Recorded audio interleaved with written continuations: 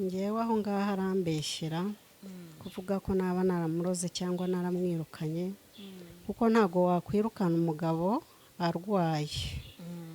Ntawe nigeze nirukana, ahubwo ngewe twari tumaze igihe tutari kumwe, naramubuze.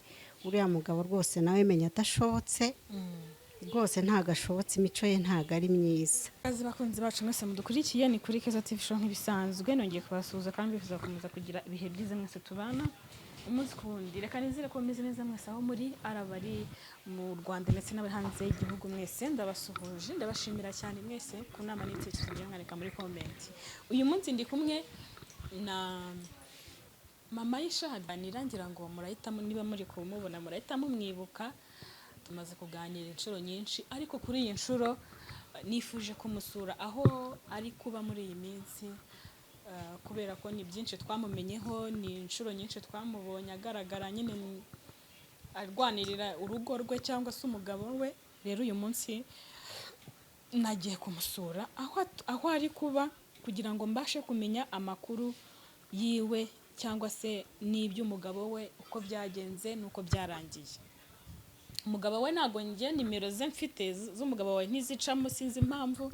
Nakaba ari we nahamagaye, ariko we nabonye afite utuntu twinshi mu mutwe tumuhugije, nanga kwirirwa muhamagara. Niyo mpamvu naguhamagaye kugira ngo nze tuganire, tumenye se wahuye na Papa Teta gute, n'ibyo Mama Teta avuga by'ukuntu amafaranga nyine yariwe n'iki, tubimenye.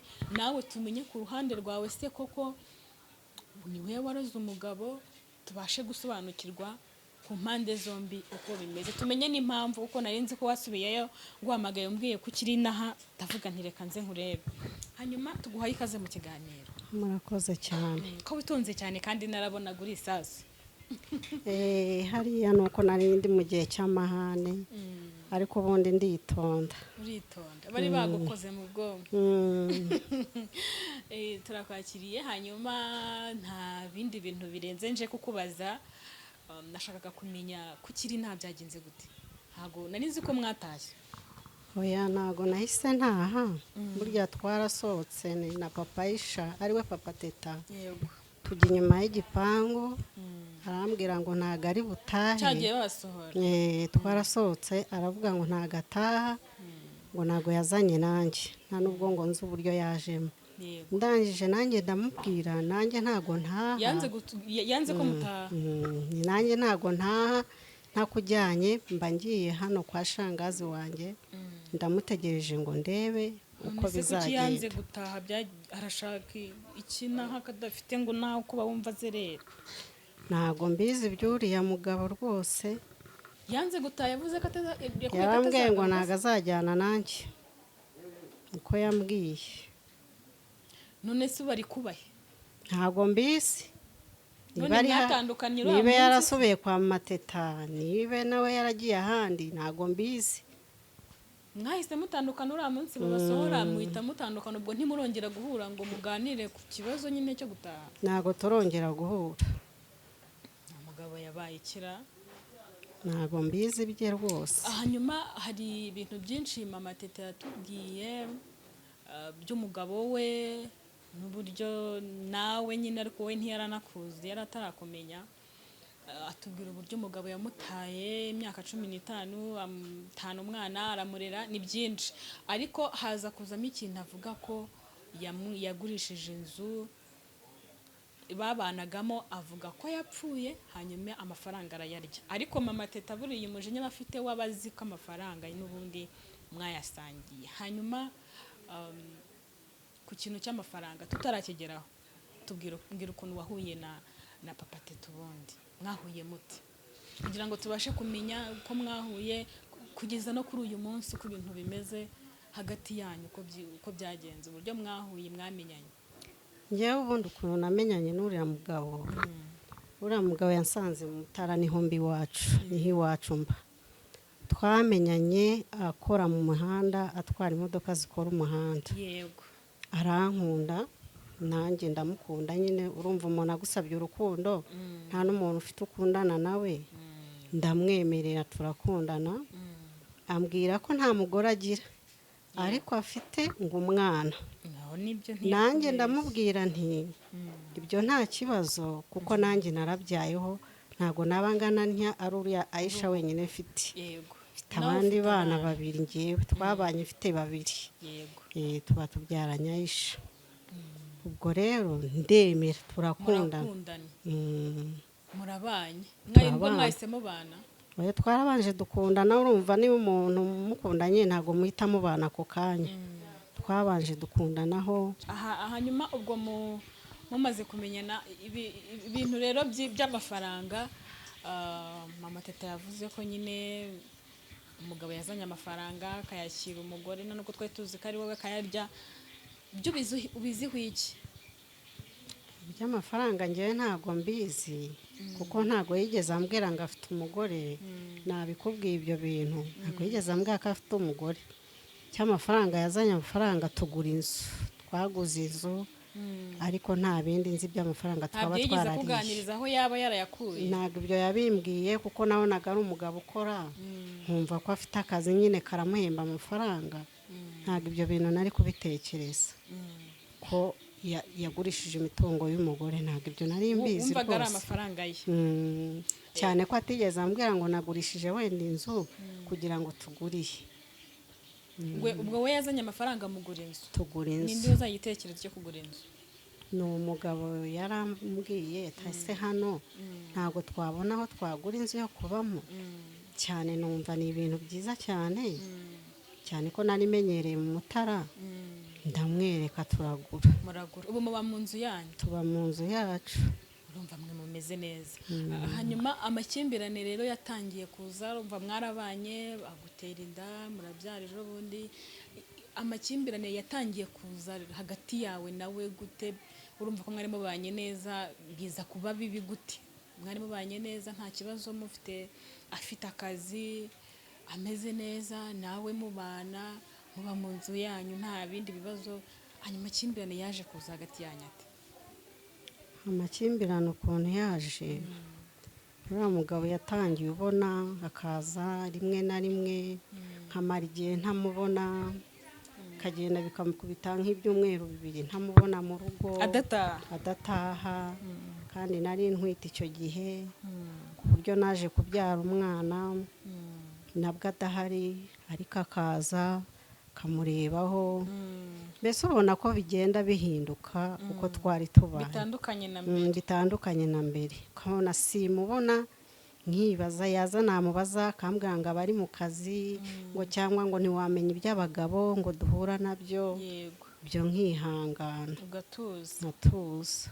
hanyuma yaje kugira ikibazo cyo kurwara ate rero kubera ubwo ntabwo turi busobanure ibintu byinshi kuko nyine ibyo ko mubana turabizi ubwo nagira ngo nkubaze nyine twihute tugere no ku ngingo y'ikintu nyamukuru kuri uyu munsi murimo gupfa umugabo wawe yaje kurwara aza hano kuba yarataye umugore wa mbere byo urabizi nyine harabanaga aramutaraza ni birebire uzajya ugenda ubimenya cyangwa se nawe uzamubazaho abikuganiriza nabyemera hanyuma umugabo mu minsi yashize yararwaye we yazaga atubwira ko wamunaniye urutwite wamunaniye niyo magambo yatubwiraga ariko kuko tutari tukuzi tukabyakira gutyo ikindi gihe ararwara aza kwa Vicky yararwaye yararembye arembye ariko nta n'umwuka afite ibyo bintu byabaye birebire abantu barahurura abamudugudu baraza dukora igishoboka aravurwa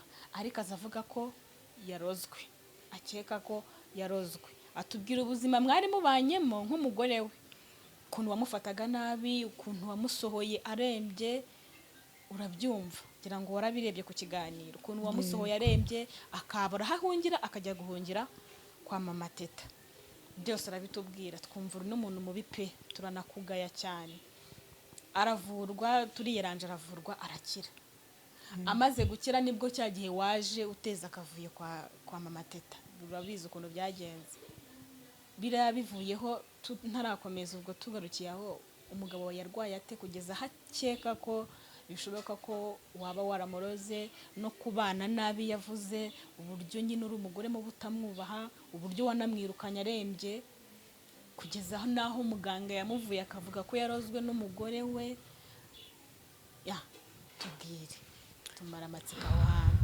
ngewe aho ngaho arambeshyera kuvuga ko naba naramuroze cyangwa naramwirukanye kuko ntago wakwirukana umugabo arwaye. Ntawe nigeze nirukana, ahubwo ngewe twari tumaze igihe tutari kumwe naramubuze. Uriya mugabo rwose nawe menya adashobotse rwose, ntago ashobotse, imico ye ntago ari myiza. Wabonaga akunda kugenda akansiga akagaruka gutyo, nubwo yari amaze igihe yarantanye umwana ari uruhinja ntaza ahari. Ngiye kubibona mbibona gutyo, mbona ko ngo yasubiye ku mugore mukuru. Nanjye rero nk'umujinya bitanza narakaye nyine, ngira ngo mbaze impamvu yaba yaransize. Nje mama Teta ambera ibamba ambwira ko adahari, nibwo namwe mwazaga nyine rimeze kuriya. Ikindi kintu twashidikanyirijeho uretse ko twanakemeye kubera ko muganga yanakivuze, uvuze ko utasohora umugabo mu nzu, utamwirukana arwaye, ariko we n'ibyatubwiye birashoboka ko nyine ubwo afite ubundi buryo impamvu yashatse kutubeshya. Hanyuma ku kijyanye n'uko waba waramuroze cyo urakitubwiraho iki? Kuko we yarabitubwiye bitewe n'uburyo ngo mwaba mubanye ukakeka ko waba waramuroze, ariko nanone na muganga amuvuye avuga ko yarozwe n'umugore we. Ubwo twumva ko nyine n'ubundi ari we kuko niwe mwabanaga. Ibyo byo hari icyo ubiziho? Ibyo byo kumuroga ndabihakanye rwose, ntago naba naramuroze kuko twabanye igihe sinigeze muroga. Ahubwo umugabo yigize inzererezi, aho ajya hose mu kabari ntihabura n'umuntu wamuroga, aho hose araraguza ntihagira umuntu wamwangiza. Byitwa ko ari jyewe wabikoze, nyamara ntago ari jyewe rwose. Abantu babyumve badukurikiye, ntago ari jyewe, ndabihakanye. Ntago ari wowe? Ntago ari jyewe rwose. Nanjye narabitekereje, ntekereza kuroga umugabo uhekeye, ariko nyine mbasa bibaho nyine. Ndavuga nti ntawamenya, buriya muntu abahisha byinshi. Hanyuma ku mwana mwabyaranye, we byibura mwitaho? Kubera ko impamvu mubaje icyo kibazo ni uko Teta nyine we ugira ngo uramwumva, waranamubonye uza hariya, ntiyigeze amurera nyine, ntiyigeze amurera nk'umwana we kubw'impamvu nyinshi yagiye asobanura.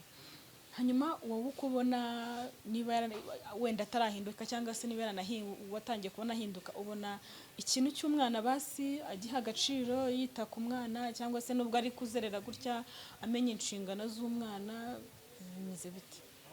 Ntago umwana amwitaho, kuko amwitaho ntago nari kuza kwirirwa amukurikira. Ntago yita ku mwana pe, usanga ari jyewe ubyimenyera byose. N'ubundi niyo mpamvu nari mvuze se ni gute natangira kurera umwana mutoya ndi jyenyine kandi afite papa we twamubyaranye, nkabamenye aho ari, kuki ntaza kumushaka. Niyo mpamvu nazaga kumushaka, kuko byibuze yabaga yaramenyaga akamuha iposho, ntago nari kuza kwirirwa mwirukankaho. Ikibazo cy'amatsiko rero, Papa Teta ko agaragara nk'umuntu wakennye cyane, uko tumubona, wabitubwiye ko mufite inzu mu Mutara mwubatse, ni na byiza, ariko we agaragara uko tumubona, yagiye kwa mama Teta ahura mu gashati kamwe, uburyo yaje arwaye, nyine uko agaragara nk'umuntu wakennye uri mu buzima bubi. Urumva bigeze aho umugabo arara mu gasozi akabikwibwira ati ngenda zerera ntago ngira homba, kandi yari afite urugo nyine mwarabanaga.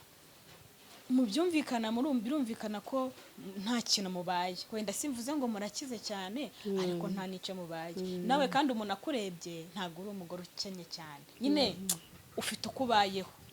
Yego. Hanyuma kuki umugabo wawe we agaragara nk'umuntu utagize ikintu na kimwe afite, kugeza aho mama Teta yajyaga mwaka n'ibihumbi 5 byo kugira ngo wenda barye akabibura? Nta kintu nyine we yigira nk'umuntu udafite ikintu na kimwe. Simvuze ko abyigira, wasanga ariko bimeze, ariko nkurikije nyine uko mubayeho mu Mutara n'uburyo we tumubona inaha biratandukanye. Aho ngaho byo bimeze biti? Ese abayigira umukene, abameze nibyo abayigira abatubeshya, kuko se arakennye? kimara amatsiko aho hantu. gukena byo yanakena kuko akazi yari atakigakora kandi yirirwa azerera mu bagore no kunywa inzoga, ibyo nabyo abagore byatuma saba gukena. aracyabajyamo. none se nk'ubu wavuga ko aba ari hehe? nk'ubwo yagendaga yansize wamenya yarabaga yagiye hehe? si abagore se ubwo nk'ubwo bamuroga wamenya baramurogeye hehe? si abagore yaba yaragiyemo. Hanyuma bigatuma nta n'ishati yo kwambara, nta n'umupira, nta ki, nyine aba ameze kuriya, kandi nyine wumva mu cyaro nako mu mutaramwimereye neza, wenda mwana ahinga akabona udufaranga akabaho gutya azerera. nibyo yahisemo, imyenda ye se ntihari, ibyo yahisemo. None kubona Imyenda umugabo irahari. wowe kubona umugabo wawe yirirwa azerera yarabaye mayibobo yo muri Kigali, atagira aho kuryama, asaba ibiryo, kugeza aho umugabo wawe asabiriza ibiryo kandi mutabuze nyine ibiryo byo kurya, wowe urabibona, urabona ikibazo cyarabaye ikihe, cyangwa bizakemuka gute? niyo mpamvu nanjye naje kumucyora. ariko rero naba adashaka kuza mu rugo, nanjye ubwo ngubwo urugo nzarureka kandi ntazagire icyo ambaza. Kurureka ni ugushaka kuvuga iki buriya? nanjye nzaruvamo, none se yansiga mu rugo jyenyine? Uzava mu rugo uzakinga inzu uhite wiruke se? hari ukuntu Ese mu bintu mufite iyo nzu yanditse kuri inde? inzu urumva twanditseho twembi. Mwarasezeranye se? ntabwo twasezeranye, ariko hari ukuntu babandikaho mwembi, twese batwanditseho icyangombwa, twese turiho. ko nzi ko si iyo mutasezeranye bandika ku muntu umwe, baba banditseho muri babiri. twanditseho kubwo kugurisha, mwagurisha muri babiri? turi babiri.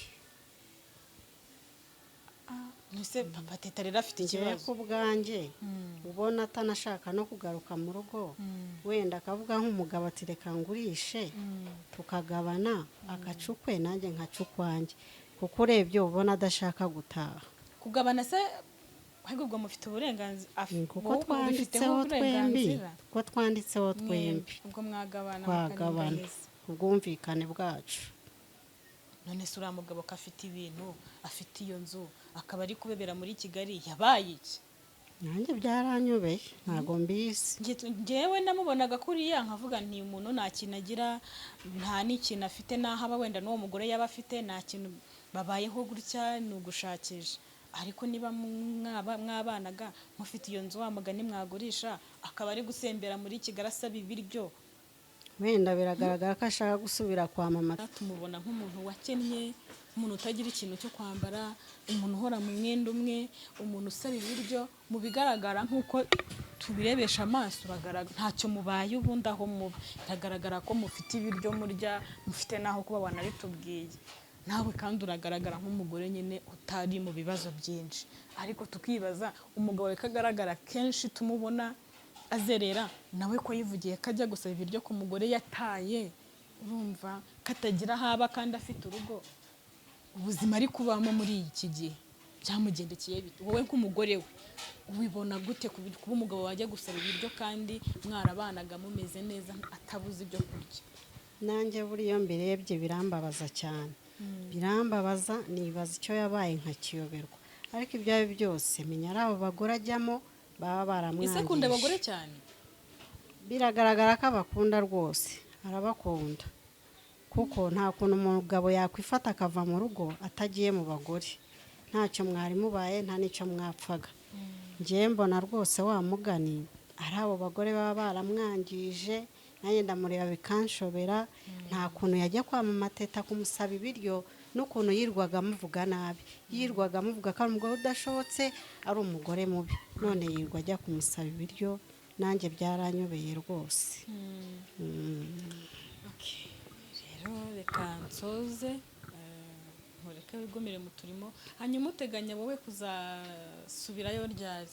ko wumva we yenda we yanze kugenda, wowe uteganya kuzasubirayo ryari?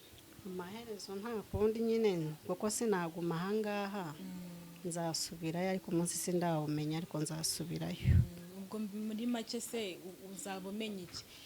uzavuga ati ntayo ndasenye? uzavuga ati ntegereje umugabo kazaza?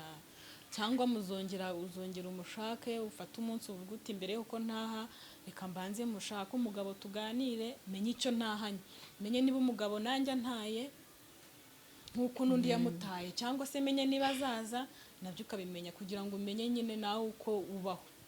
nzagaruka hariya kwa mama teta ndebe. Oya ntuzajye kwa mama teta, njye numva ariho najya kumushakira ntabwo ari haba. Babarira wa mubyeyi we, kwa mama teta yarabikubwiye ko abazerera ntabwo ari haba, no kuhagera cyagiye nubwo nuko yari abaje nyine gusaba ibiryo nk'ibisanzwe. Ntuzajye kwa mama teta, ntuzongere kujya guteza akavuyo hariya, ahubwo ufite nimero ye ya telefone uzamuhamagara umubwire ko ukeneye ko muhura, wowe niwe muganire ku kibazo cyanyu, uvuga uti turabana nk'umugabo nigendere, cyangwa amenye ko wantaye nanjye shaka ubundi buzima njya kubamo, ubimenye. Wa mugano natahe nibyo mufite, niba mugurisha niba mukora iki nyine ni ibyanyu. Hari akantu wavuze nshaka ko dusorezaho ngo ibintu by'imitungo ngo ntazagire ikintu akubaza. Nagurisha gusa ntabwo nemewe kugurisha inzu, ariko ibyo mu nzu nagurisha nkashaka ubuzima nanjye nkashaka uko mbaho.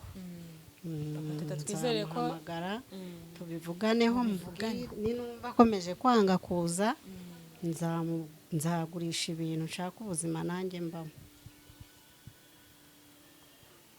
Wenda bifuriza ku bana, sinifuza komeza kubona papa teta abayeho kuriya mu buzima nka buriya asabiriza kandi afite urugo. Niba koko hari n'uwaba waramwangaje kuriya, buriya abantu umuntu arakwangaza ukabungera, turamwifuriza kuzaba muzima, kongera akagira inshingano, akagaruka mu rugo rwe, mukongera mukabana nk'uko mwabanaga mbere. Ibyo rwose ngenda bimwifuriza. Hanyuma rero reka dusoze, ubwo nimero zanjye urazifite, iriya nimero naguhamagaje uyandikemo, ubwo mugire icyo mwumvikanaho uzambwira. Icyo nifuza nuko muhuza mu kubaka umuryango, mu kubaka famiye, na mama teta nawe akagira uko abaho, nawe akamenya ibye, nawe bagira ibibazo byinshi mugatuza. Uzambwira nimuganira mukagira umwanzuro mwafashe, niba yemeye gutaha uzambwira, hanyuma rwose tubifurize kubana neza, niba naba ngombwa tuzanabasura.